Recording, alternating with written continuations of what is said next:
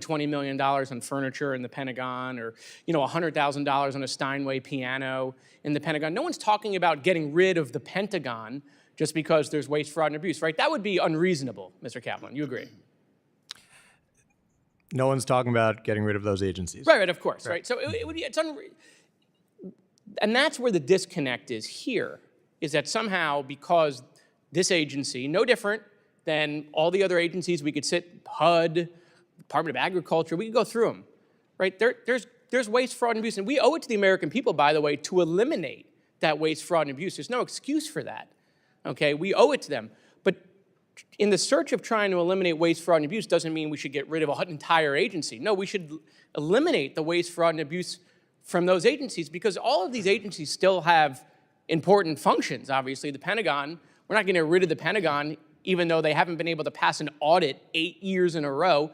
There's over $2.5 trillion, let me say that again, over $2.5 trillion missing in the Pentagon, like real money, okay? And no one's talking about getting rid of it. And so, that's the function of the problem I have. Look, in my own household budget, right? I can tell you my kids are definitely, there's tons of waste in my family budget based on what my kids like to spend, okay? There's definitely abuse going on.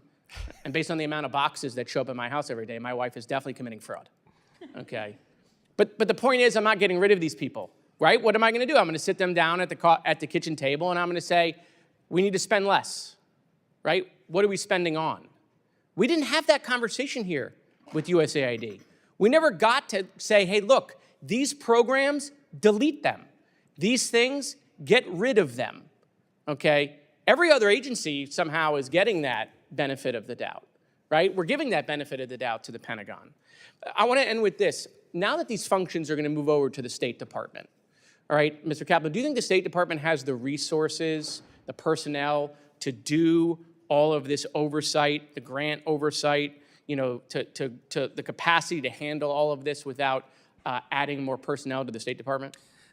Let me begin with this, Congressman Moskowitz. I can assure you that the same vile predators that sought to steal from USAID or divert funds to terrorist organizations or sexually abuse minors like they did in the Ebola response will try to do the same thing at state. Yeah, and look, that's all terrible. We all support, clamping down on that and getting rid of it. My question is, do you think the State Department at this juncture needs additional resources now that they have all this additional responsibility?